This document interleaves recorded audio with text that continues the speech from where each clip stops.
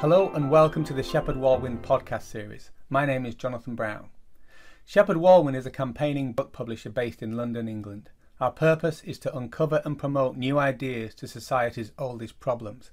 And whilst our specialty is ethical economics, something Anthony Werner, our driving force for over 40 years, has pioneered, we have branched out over the years to other related areas such as the environment and the lives and works of society's change agents. These podcasts promote ideas we're convinced can actually help us build a better society for all of us. So have a listen and be sure to share with your friends if you like them, but also tell us what you think. These are debates we all need to be part of.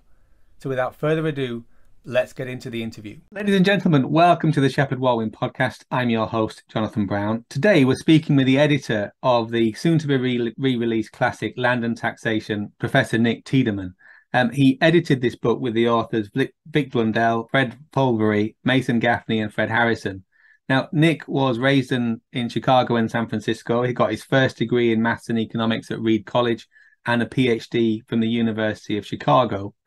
He's held positions at Harvard University, served as an economist on the President's Council of Economic Advisors, and he moved to Virginia Tech almost 50 years ago, where he became a full economics professor in 1985. Nick's authored over 100 professional articles focusing on public finance and improving the efficiency of public decision-making.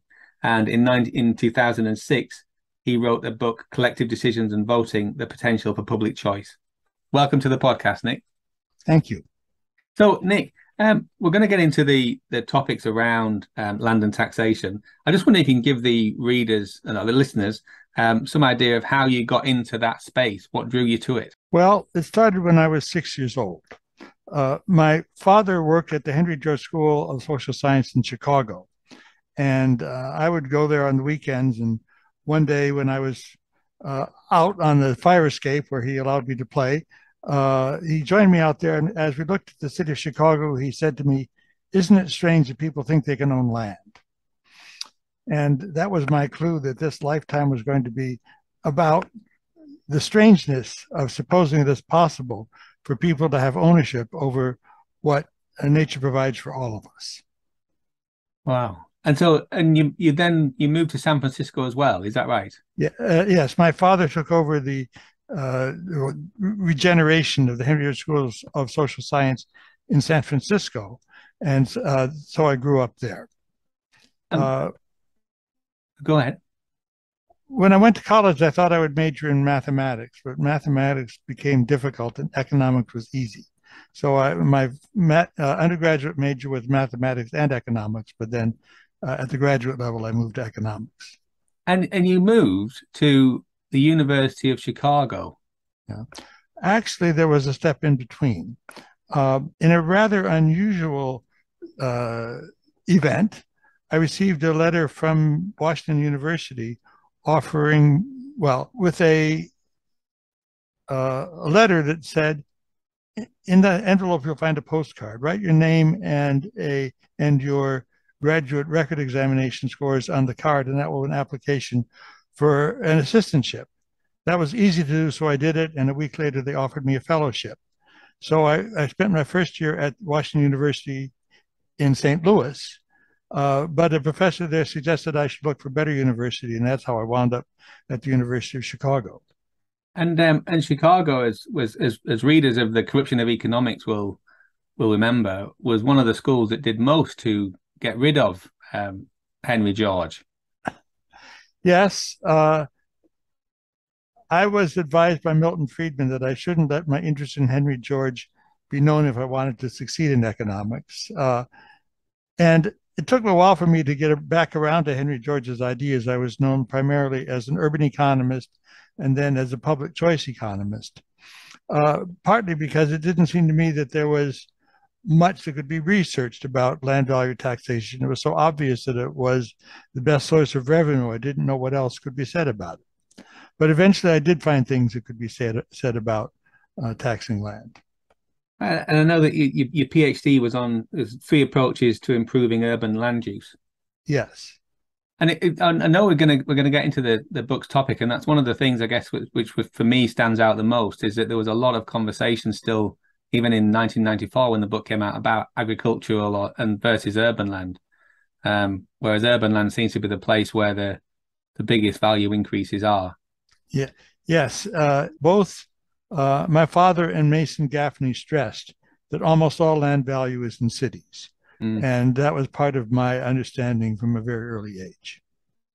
And did your father inspire you to study the urban land value stuff then? Well, yes. In the conversation that he didn't remember afterward, I remember that as I was going off to college, he said to me that he hoped I wouldn't become just a mathematician. And Henry George's ideas were constantly discussed in my house. So I was always aware of the possibility, but it was only because mathematics became difficult, really, that I moved into economics. As difficult as in intellectually challenging, or yes, right? Yes, or just not satisfying for the effort put into understanding, you might say. I probably could have succeeded at some level, but it didn't inspire me. And economics had interest for me. And so you got Milton Friedman advising you not to mention the swear word of Henry George. Did you have much interaction with the other big economists at Chicago at the time then, like Stigler and Buchanan? And I had a course from Stigler. Buchanan was not there. I had two courses from Friedman. I had courses from the prominent economists there. And in my last year, when it was known that I was heading for Harvard, the head of the department, Arnold Harburger, challenged me to notice whether I had better access to the professors as a graduate student at Chicago or as an assistant professor at Harvard. And his speculation was correct. As a graduate student at Chicago, I could go down the halls and keep knocking on the doors until I found a professor who was willing to talk to me. At Harvard, when I wanted to talk to a professor, I had to go through a secretary and get an appointment 2 weeks in advance. So it was indeed a very open place at Chicago compared to the more insular atmosphere at Harvard. And what was it? What was a draw to Harvard then? Well, it was a place with the best reputation. I had offers from several schools. I was known at that time as an urban economist, and urban economics was hot because the cities that had burned in the summer of 1967. And I was a promising student because already as a graduate student, I had a couple of publications. But it turned out that Harvard was not a good place for me because I didn't find anybody who was there who was interested in working on my ideas with me. Right. And I didn't prosper there. So it was appropriate, really, for them to decline to promote me and make me look for another place. And that's where, did Virginia Tech come in then? Yes. Right. Out of the blue, I got an offer of a one-year postdoctoral fellowship at Virginia Tech. And I thought I'd go over there for a year, but I wound up staying. And it's 50 years next year. Yes. And I'm not trying to embarrass you or anything. Just it must have been. It must have felt like home to you. Yes. I published a number of my most widely cited papers in my first few years at Virginia Tech. It just provided the environment and the colleagues who were just right for the development of my ideas. At that time, they were ideas in collective decisions and voting theory. And so what is it that you your insights around that then, around the collective decision making? Well, there is a great interest in this time in something that you call in England the alternative vote, AV, and in the United States is called instant runoff voting. And I think it's an important development, but it's not the best. The best voting idea is one associated with the Marquis de Condorcet, who proposed back in 1785 that the winner of election should be the candidate, when there is one, who can beat all the others head to head. And an important component of my research was to show that in the existing data, it looks like there is a Condorcet winner, a candidate who can beat all the others head to head, about 99.9% of the time. So, and you need some backup for the case where you have a voting cycle. And it doesn't matter much which of a number of different backup systems you use, because they would be used so rarely. And if you, so moving from urban economics then to collective decision making and public finance, is that what made that link obvious for you? Well, a large part of my thinking has to do with the question of how we decide what the right thing to do is when we disagree among ourselves. And voting is one answer to that. And there's a sense in which the question of how to decide whether a proposed change in land use is a good thing is a variation on that theme. And the question of what's a good tax is also a question of what's the right thing to do when we disagree. So I'm just thinking now that that question. So if I heard you correctly, how to decide what to do when we disagree seems to be possibly the single most important question right now that certainly we've got, because we seem unable to do that in the UK. Yes. And from what I understand from the US, you seem to be having similar challenges. Yes. Another important component of my thinking is that we do well when we allow secession. So I was very pleased that the UK gave Scotland the opportunity to decide whether they wanted to secede. I think that it would be a good thing if they have another chance now that conditions have changed. The main barrier to secession, I think, is the economies of scale in defense. We don't want to break ourselves into components so small that we get taken over by aggressors. So that, to me, shows how important it is that we solve somehow the problem of war, so that we can get to a world in which we can have small communities in which people can agree and separate if they don't agree. And so I guess you would be in favor of a vote like we had in 2016 around Brexit. I'm not saying whether you'd be in favor of the decision or not, but just that we're able, that parties can have the right to leave if they choose. Yes. And so, because I hear there's talk in the US just around some of the actions in Texas, and there's people in Texas saying they want to secede, and similarly in Florida. Yes, and Idaho has been a center of secessionist thinking from time to time, and also the state of Vermont. My understanding is that when Vermont petitioned to join the Union, the first state to do so after the initial 13, they did so with a resolution that specified they could back out if they wanted to. But when Congress passed a resolution admitting Vermont, they passed it without that clause. So Vermont was admitted to the Union without agreement as to whether Vermont could remove itself or not. An interesting historical quirk.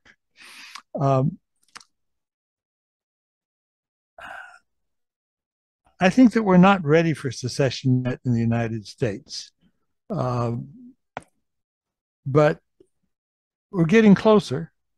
So what other insights have you had through all your 100 papers and near 60 years of research into how to make decisions collectively when we disagree among ourselves?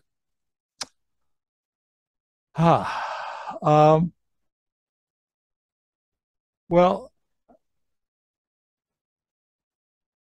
in another direction, I have made some suggestions as to how you could have a better system of proportional representation.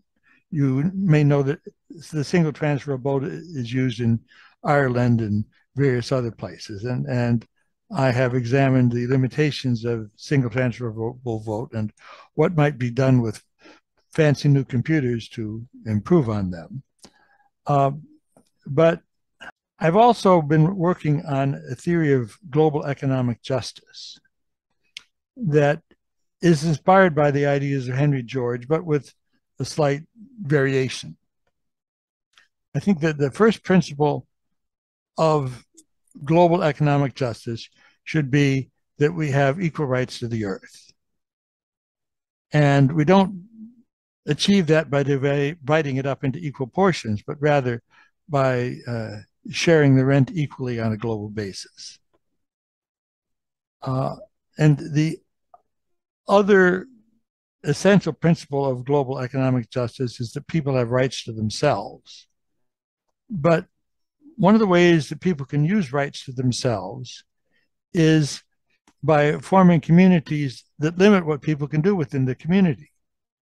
And that is not a restriction on people's rights to themselves as long as they have adequate opportunities to leave.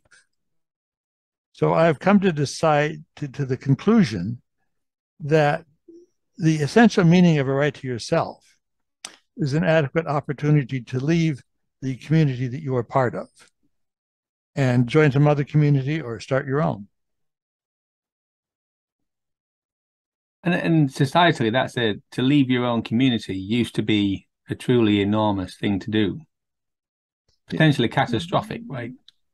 Yes, but here in America, we are filled with people who made that decision. So it's perhaps more normal in this country than elsewhere.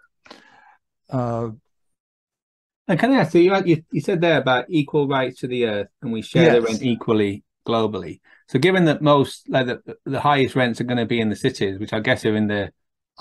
Yes.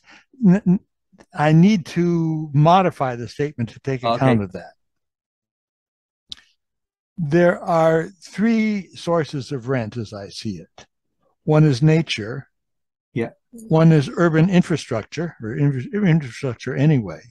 And the third is surrounding private development. And the part that needs to be shared globally is only the part due to nature. The part due to infrastructure should be used to pay for the infrastructure. And the part due to private development is somewhat up for grabs, but is probably used best if it is used to provide encouragement for private development by rewarding people with the increases in the value of land that are generated by private development, subtracting off the decreases in the value of buildings that are caused by development. Now, this was another interesting insight of my research, that anything that improves land values is almost certain to reduce the value of buildings. If you improve the land value, you add to the obsolescence of buildings, you shorten the time until they need to come down. And you make them suboptimal compared to what ought to be there. So people who add to land value deserve a reward for that addition to land value. But out of that reward, we should take something for the fact that they destroy the value of buildings in the process. So is that because the community around the land changes so much that the building is no longer suitable to the purposes of the community? One of my favorite examples is taking a subway line and extending it out into a suburban area where you have low-rise apartments. Yeah. If you have a low-rise apartment at a place that has become a stop for a transit line, those apartments are now trash. They need to be taken down and replaced by tower blocks so that the appropriate number of people can be served by being close to the station. So what's your take on we've got our energy crisis, and I know you've got challenges as well.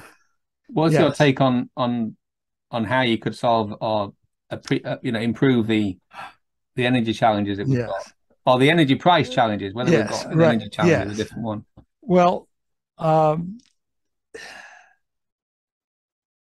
there's a temptation to try to hold prices down, but that should be resisted because people need to economize. Ideally, what you would do is you would give people a lump sum subsidy while also raising prices so that they face the incentive to economize, and you would put some kind of a uh, uh, capital levy on the owners of the energy resources to remove some of the sudden gain they have that they didn't deserve. Yeah. And in the UK, our prices have gone up more than any other country, Yes. which is strange because we're less reliant on Russian energy than anyone else. But we have Yes. this marginal pricing model for the energy companies, so they can charge us the highest for everything. They can charge us the highest from whatever the highest marginal price Yeah. was. Yeah. Well, that's efficient, but in order to achieve fairness, you need to have something in the way of lump sum compensation for people for the fact that they face these high prices. And the lump sum compensation should come from the owners of the energy resources who have these windfall profits. Got it. And because I know I was reading that you worked for Paul McCracken when you were in Yes. the President's Council, and that was a time of high inflation because Nixon was still in charge then, wasn't he? Yes. And it was just before, at the end of my year at the Council of Economic Advisors, Nixon went off the gold standard. And it was probably essential to go off the gold standard because we would have had to have continual deflation of an erratic sort in order to stay on the gold standard. But it's also true that the economic policy leading up to the going off the gold standard was rather reckless. So I had sympathy with going off the gold standard, but at the same time, would have been nice if the situation in Vietnam hadn't led to fiscal indiscipline as a way of hiding the fact that the war was so expensive. Yeah, I know. And we interviewed Michael Hudson a short time ago. Obviously, knew a lot about and did a lot on balance of payment stuff and the effect of the Vietnam War and military spending. Can I ask, when you were were you in Washington when all the Watergate scandal and everything hit? I let's see, Watergate was 1972, and I was there in 71. So I was out of Washington by that time, although at that time I was serving as a consultant at the Treasury on pension reform issues.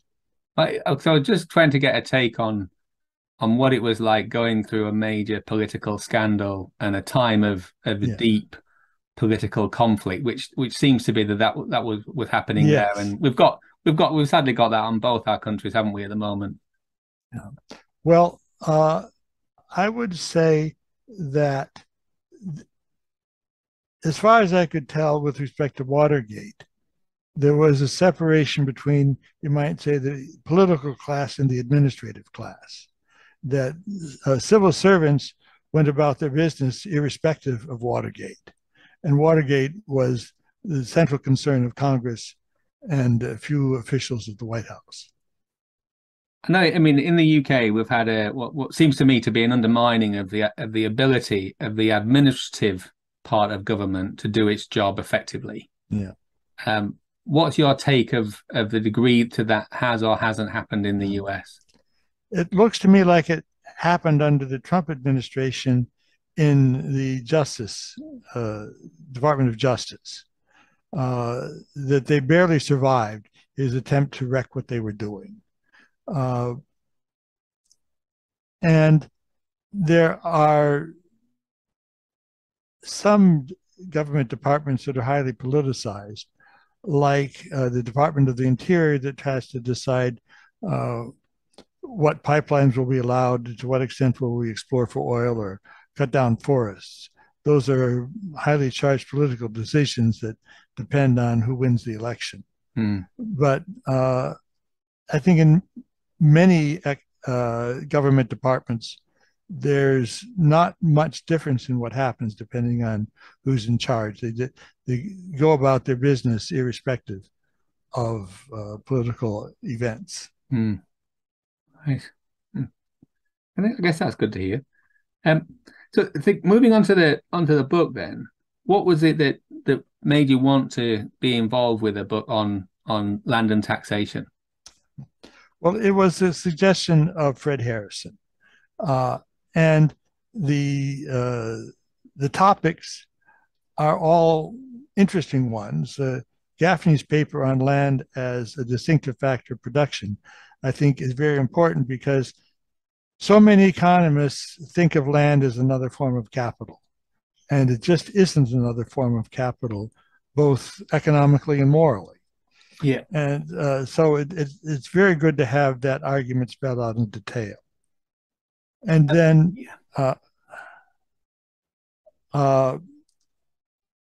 my paper is on the issue of when a tax on land is efficient and when it isn't.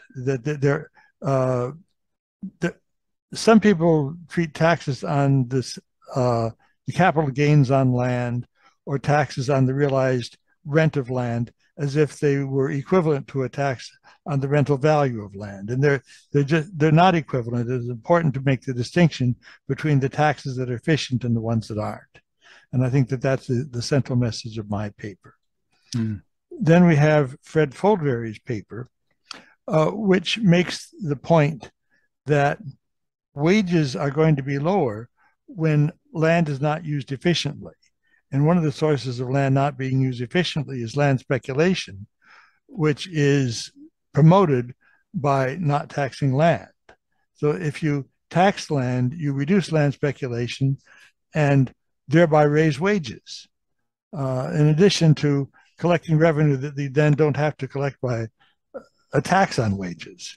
So this mechanism for raising wages by taxing land is important to understand. And then the last paper is by Vic Blundell on the disasters in the United Kingdom from making the government the monopoly owner of development rights. I think that housing prices in England are much higher than they need to be because development is so restricted. It's understandable that people should be unhappy about landowners making huge profits when they develop their land, but the cure to that is to tax land. It just doesn't work very well at all to wait for development until the government wants to do it. You have the difficulty that when land prices rise, this benefits everybody who already owns land, who tends to be older people, and it makes the acquisition of a house of one's own almost impossible for young people. But young people will never be the majority that can pass the legislation in their interest to tax the land and bring the price of land down to make the development happen, because people who already own their houses are unhappy with the prospect of having land prices fall. Mm. Yeah. Now, thinking about, I know Fred was the editor of the whole of the George's Paradigm books, wasn't he? Yes. And I know one of the things he says in the book is that the authors of this book are united by the vision of what could be achieved by an enlightened policy, fairness in the payments to the community, a heightened level of personal prosperity, and a liberation of the community of a kind that would constitute a social renaissance. Yes, I agree with that. And I mean, I know. I mean, one of the Fred things at the end of the book, he wrote an epilogue short chapter called "Postscript on Neoclassicalism: Death Rattle of a Deadly Paradigm." It was sadly something that's still rattling today, isn't it? Really? Yes. What level of optimism did you guys have when you wrote the book? How successful did you expect yourselves to be? I don't think we ask that question. It's a calling. It's what we know we need to do, whether or not it succeeds. Right. No, brilliant. Yeah, because when I was reading it, this in preparation for this conversation, it just seemed even more relevant today than it would have seemed to me in 1994-5 when the problems were obviously manifest but not quite as pronounced. This whole thing. I know you've written a bit about externalities. I mean, in the UK, we've got a scandal at the moment because the water companies are making massive profits and literally pumping raw sewage into the sea, and it's legal. The extraordinary thing is that the Conservative government voted it in and said that that was okay. And there's very little investment in new infrastructure, and just bills keep rising. And then we've got the energy crisis, which for me really is just a fabulous example of of monopoly power. Yes. It's very difficult to get all parts of a society working properly. The voters have a choice between one party and the other, and don't have the chance to decide issue by issue what they want. And it's hard for people to be knowledgeable about all the things that matter. So all of that adds to the difficulty of getting a decision-making environment that comes up with good decisions. I think one of the things I appreciated that was especially in on your paper was the historical context you gave by looking at the idea around taxing land through history, from the physiocrats all the way up to Henry George. Yes. The idea that taxing land is both efficient and fair is something that sort of weaves in and out of history, and is easier to explain when you do it in historical context. Yeah, and just this whole thing. And the thing that stood out for me, that when I was reading your bit and then going on and reading some of the final comments from Fred, was the way in which it wasn't so much the corruption of economics, of getting rid of George's point of view, but it was just this idea that had that the view that you articulated, the historical perspective came in, then the rent seeker / freeloader wouldn't have been able to dominate the economy the way that I see them dominating now. Yes. I've become fond of a quotation that I can't get perfectly from Sinclair Lewis in the early 20th century. The quote goes something like, "It's hard for a man to understand something when his salary depends on his not understanding it."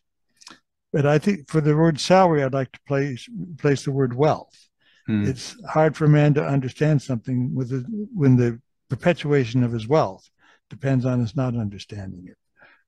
Human beings have this built-in blindness that makes it difficult for them to see things that are financially costly for them to see. And that makes it very difficult for those of us who want to get people to understand that the existing order is unjust as well as inefficient.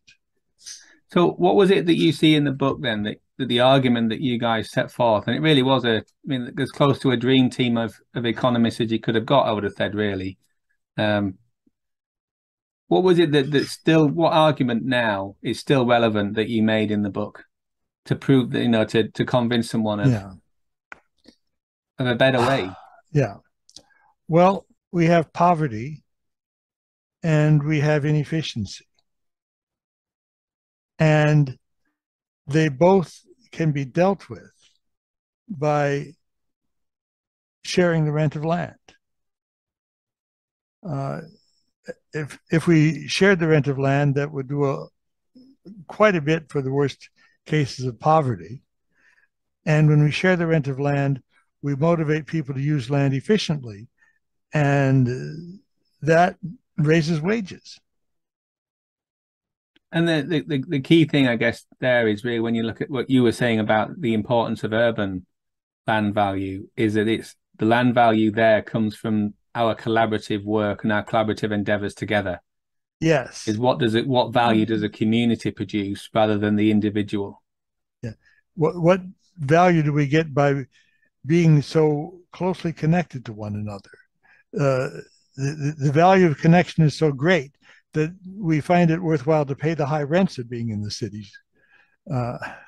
We wouldn't tolerate those rents if we didn't get a return in productivity for the connectivity that generates.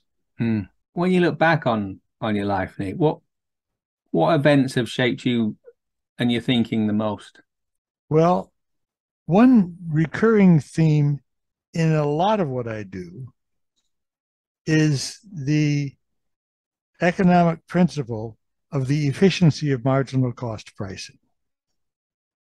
So this is related to such things as the need for a carbon tax, the destructive power of taxes on working and saving, the need to internalize externalities generally. It even has applications to the theory of efficient decision making, that you can have a system that charges people marginal cost pricing for their participation in decisions.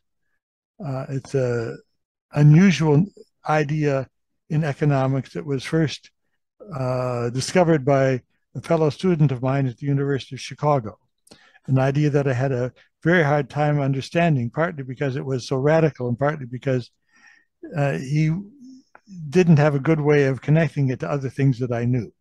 But the idea that you can take the principle of the efficiency of marginal cost pricing and apply it even to decision making as well as to taxation and externalities and everywhere else is just a very important organizing principle that I apply to this general question of what the right thing to do is. So what then is marginal cost pricing? Just for any viewers that are not familiar with it. It means that take water. It comes freely down from the skies, but in a limited quantity, and it has to be filtered and cleaned and pumped and put through pipes that depreciate, and it has some delivered price, and it has a value to the customer. And you want to have the efficiency that comes from allocating the water in such a way that everybody faces the same price. Let me take that a little bit farther. In the United States, we offer low prices for water to farmers when industries that would value it much more highly go without. And we ought to be charging farmers as much as anybody else for water, even if that means we have a lot less agricultural output. In order to allocate water efficiently, we have to charge everybody the same price. We need to find the price at which the market clears. That then establishes what the marginal cost is of water. The marginal cost is how much value it would produce in some other use.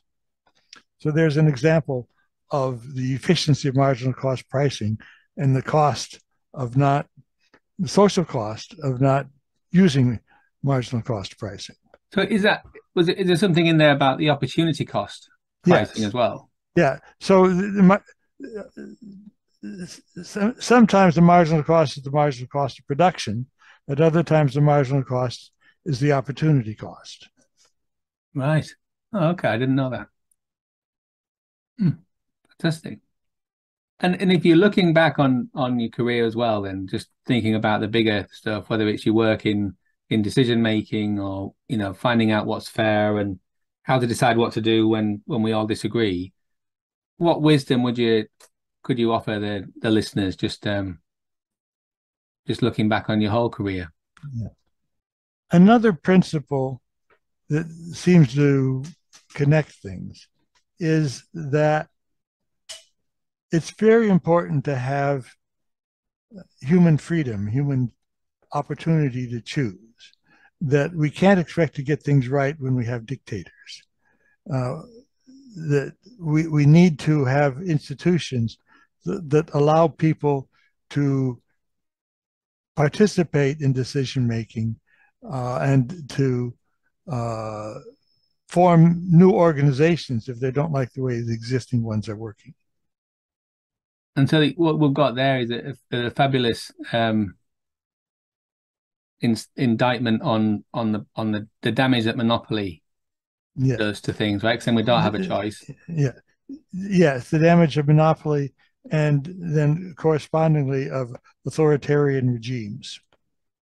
And we've certainly had a dramatic rise in authoritarian actions. I'm not saying the regime is, in the US or the UK or other. No, well, I'm thinking of globally here. Yeah. But there are authoritarian elements that are threatening to gain power, and we need to continually make sure we don't allow them to grab the power they're looking for. Well, I mean, in the UK, talking about that, we've had just the rise of authoritarian, even if it's for our own good, of increasingly authoritarian actions from politicians. But I guess one of the other things about being free to choose is also having the information to make the choice, right? And again, given the level of censorship that we've seen in lots of areas, for whatever reason, however right we may think the reason is, if we have imperfect information, then we're going to make imperfect choices, aren't we? Yes, getting the information right is a challenge, and that then relates to the question of what kind of freedom the purveyors of misinformation should be allowed. I noticed that some people are being sued for the lies that they told around the election, for the commercial damage that the lies did. And that's, I think, probably a good thing, that when people tell lies that do damage, they have to pay. That will probably improve our ability to get the information correctly. Yeah. And I guess again, just having agents in positions of authority that are free and acting in our interests, aren't they? Really, which I guess is a theme of all your work. Really, is how can we act independently? How can we choose freely in a way that benefits ourselves and others? And in a way that doesn't hurt another, right? Because if we're in a disagreement and we both know that we can leave if we want to, then I'm going to want you to stay, right? Because I want the value that you bring to our conversation and our relationship. Yes, the freedom to leave is essential to getting people to value the continuation of the relationship.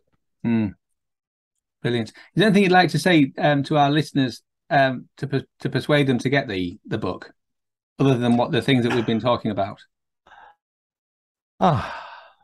Well, it's 4 essays from very different perspectives that each will teach you an important aspect of land economics if you don't already know it. Totally. And I absolutely think the late, great Nathan Gaffney's essay, The Land on this as a Distinctive Factor of Production, I think that I love the book, but I think that chapter in itself, or that paper, was probably the clearest I've ever seen in Mason's work or anyone else. Is absolutely stunning. The clarity that he brought to that, and the conversational nature that he communicated, really quite challenging economic concepts, aren't they? Some of them. Yes.